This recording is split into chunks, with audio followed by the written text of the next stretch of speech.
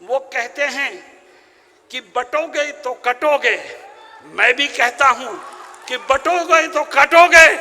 ہندوؤں، مسلمانوں، سکھوں، عیسائیوں سب ایک ہو جاؤ۔ جب اس ملک میں رہنے والے سب ایک ہو جائیں گے تو فرقہ پرستوں کا منہ کالا ہوگا اور یہ ملک امن و امان کا گہوارہ بنے گا۔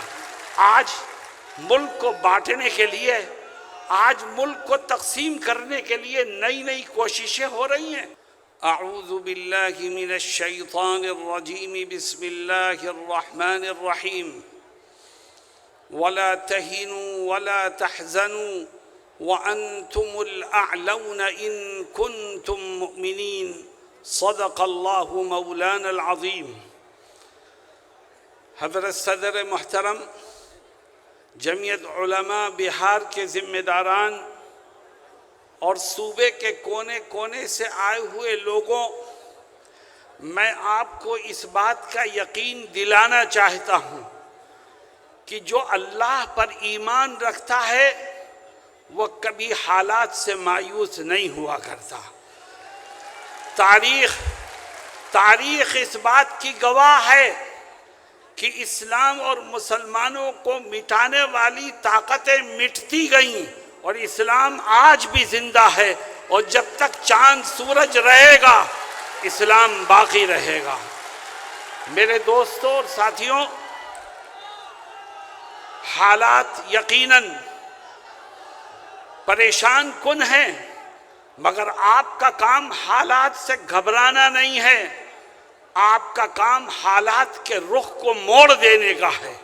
میرے دوستوں، مجھے یاد آیا کہ آج سے 70-80 سال پہلے کی بات، حضرت شیخ الہند مولانا محمود حسن دیوبندی رحمہ اللہ جب اپنے ساتھیوں کے ساتھ مالٹا سے چھوٹ کر ہندوستان آئے تو حضرت نے اپنے شاگردوں کو، مریدین کو، متوسلین کو جمع کیا اور یہ فرمایا کہ ابھی تک ہم آزادی کی جنگ تنہا مسلمانوں کو ساتھ لے کر کے لڑتے رہے اور انگریز لڑاؤ اور حکومت کرو کی پالیسی پر عمل کرتا رہا۔ اب ہمیں اپنے ساتھ ہندوؤں کو بھی لینا ہے، مسلمانوں کو بھی لینا ہے، سکھوں کو بھی لینا ہے، عیسائیوں کو بھی لینا ہے، اور جب سارے ہندوستانی مذہب سے اوپر اٹھ کر انگریزوں کے خلاف کمر بستہ ہو کر میدان میں آئیں گے تو اس طاقت کو یہاں سے اپنا بوریا بستر گول کرنے پر مجبور ہونا پڑے گا۔ دنیا نے دیکھا کہ وہ حکومت کہ جس کے اقتدار میں سورج نہیں غروب ہوا کرتا تھا، جب ہندو مسلم اتحاد کے ساتھ اس کے خلاف قدم بڑھانے لگے اور آگے بڑھ کے اس کا مقابلہ کرنے لگے، ہندوستانیوں نے قومی حیثیت سے، مذہب سے اوپر اٹھ کر جب انگریزوں کا مقابلہ کیا تو انگریز جیسی طاقت کو بھی یہاں سے جانے پر مجبور ہونا پڑا۔ میں نے گزشتہ دنوں کچھ سیاسی پارٹیوں کے فرقہ پرست لیڈروں کی زبان سے ایک نعرہ سنا ہے، میں اس نعرے کو صحیح سمت دینا چاہتا ہوں۔ وہ کہتے ہیں کہ بٹو گے تو کٹو گے، میں بھی کہتا ہوں کہ بٹو گے تو کٹو گے۔ ہندوؤں، مسلمانوں، سکھوں، عیسائیوں سب ایک ہو جاؤ۔ جب اس ملک میں رہنے والے سب ایک ہو جائیں گے تو فرقہ پرستوں کا منہ کالا ہوگا اور یہ ملک امن و امان کا گہوارہ بنے گا۔ آج ملک کو بانٹنے کے لیے، آج ملک کو تقسیم کرنے کے لیے نئی نئی کوششیں ہو رہی ہیں۔ جمعیت علماء نے آپ کو آواز دی ہے، جمعیت اس ملک کی رکھوالی کرتی ہے۔ جمعیت کے بزرگوں نے اس ملک کی آزادی کے لیے وہ قربانیاں دی ہیں کہ جس کی مثال دنیا کی کوئی قوم پیش نہیں کر سکتی۔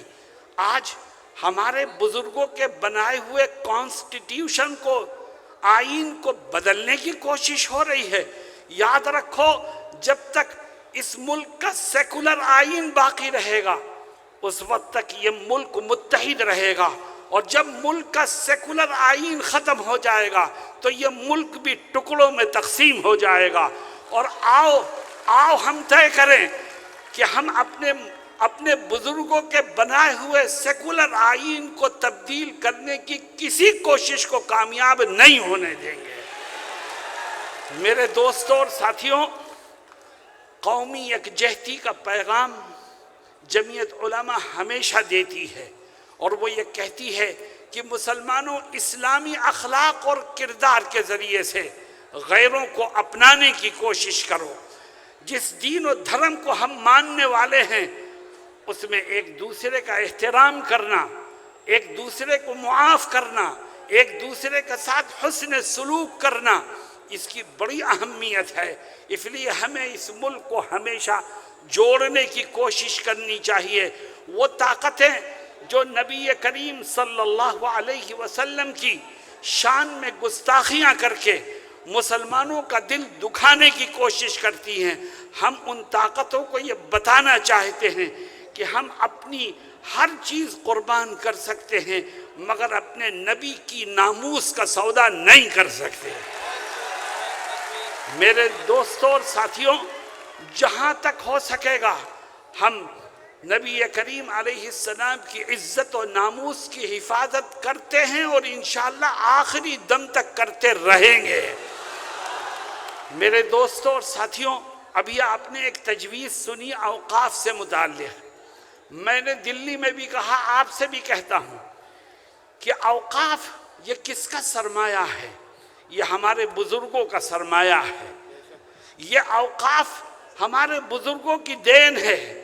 کسی نے زمین وقف کی ہے مسجد کے لیے، کسی نے زمین وقف کی ہے مدرسے کے لیے، کسی نے زمین وقف کی ہے قبرستان کے لیے، کسی نے زمین وقف کی ہے غریبوں اور بیواؤں کی مدد کے لیے۔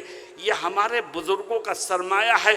آؤ ہم اعلان کریں کہ ہم اپنے اس بزرگوں کے سرمایہ کو خود استعمال کریں گے، کسی کو اس میں دخل دینے کی اجازت نہیں دیں گے۔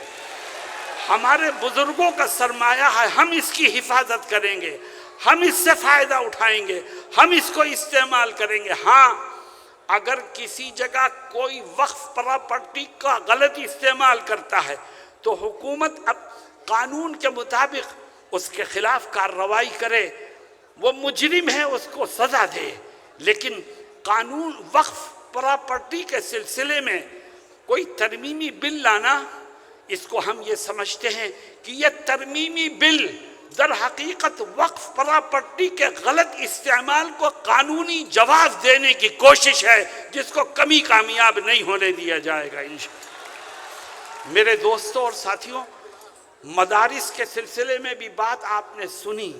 حقیقت یہ ہے کہ آج اگر یہ دیش آزادی کا سانس لے رہا ہے تو یہ انہی مدارس سے نکلے ہوئے جیالوں کی قربانیوں کا نتیجہ ہے۔ اگر ہمارے بزرگ اور دارالعلوم دیوبند کے اکابر اس دیش کی آزادی کے لیے قربانیاں نہ دیتے تو آج بھی یہ دیش غلامی کی زنجیروں میں جکڑا ہوتا۔ میرے دوستوں اور ساتھیوں، جمعیت علماء نے آپ کو آواز دی ہے، اور جمعیت کے صدر محترم حضرت مولانا ارشد مدنی مدد ظلہ العالی آپ کے سامنے تشریف فرما ہیں۔ آپ اگر حضرت کی آواز میں آواز ملائیں گے اور جمعیت کے ساتھ کھڑے ہونے کے لیے تیار رہیں گے تو انشاءاللہ جمعیت کی آواز میں قوت پیدا ہوگی، اور جب جمعیت کی آواز میں قوت پیدا ہوگی تو دشمن راہ فرار اختیار کرنے پر مجبور ہوگا۔ ہم یہ سمجھتے ہیں کہ انشاءاللہ جمعیت نے ماضی میں بھی قوم کی، ملک کی، اسلام کی، مسلمانوں کی خدمت کی ہے، آج بھی کر رہی ہے، اور جمعیت اپنا فریضہ انشاءاللہ مستقبل میں بھی ادا کرتی رہے گی۔ بس آپ اس بات کے لیے تیار ہو جاؤ کہ جمعیت جب بھی آپ کو آواز دے گی آپ قدم سے قدم ملا کر کے اس کے ساتھ کھڑے ہونے کو تیار ہو جائیں گے۔ میں نے شروع میں ایک آیت پڑھی تھی، اللہ رب العزت اس آیت میں کیا فرماتا ہے؟ کہتا ہے ولا تهنوا ولا تحزنوا وانتم الاعلون ان کنتم مؤمنین۔ اللہ کہتا ہے حالات سے پریشان مت ہو، گھبراؤ مت، غم اور دکھ میں مبتلا مت ہو، تمہارا رب تم سے وعدہ کرتا ہے، زمین و آسمان کا مالک وعدہ کرتا ہے، کہتا ہے میں سر بلندی تمہیں کو عطا کروں گا، کامیابی تمہارے ہی قدموں کو چومے گی، دشمن تمہارے سامنے جھکنے پر مجبور ہو جائے گا، بس تم ایک کام کر لو۔ اے اللہ وہ کام کیا ہے؟ فرماتا ہے تم پکے سچے مومن بنو، میں دشمنوں کو تمہارے سامنے جھکنے پر مجبور کر دوں گا۔ تم مضبوطی سے ایمان کے دامن کو تھامو، اللہ رب العزت کامیابی کے راستے تمہارے لیے غیب سے کھولتا چلا جائے گا۔ جمعیت علماء یہ علماء کرام کی جماعت ہے، اور یاد رکھیے علماء جب کوئی بات کہیں آپ سے تو اس میں مذہب کی، قرآن کی اور حدیث کی تشریحات موجود ہوا کرتی ہیں، جس کو نظر انداز نہیں کیا جا سکتا۔ آج آپ جوش سے آئے ہیں، پوری قوت کے ساتھ آواز کو بلند کرنے کے لیے آئے ہیں، جمعیت کا یہ پیغام لے کر کے جائیں کہ انشاءاللہ کامیابی آپ ہی کو ملے گی، بس آپ ایمانی تقاضوں پر عمل کرتے ہوئے ہمیشہ اس بات کے لیے تیار رہیں کہ مولانا ارشد مدنی جب آواز دیں گے آپ ان کے قدم سے قدم ملانے کو تیار ہو جائیں گے۔ اللہ رب العزت ہم سب کو صحیح انداز سے سوچنے اور صحیح رخ پر کام کرنے کی توفیق عطا فرمائے۔ وآخر دعوانا ان الحمد للہ رب العالمین۔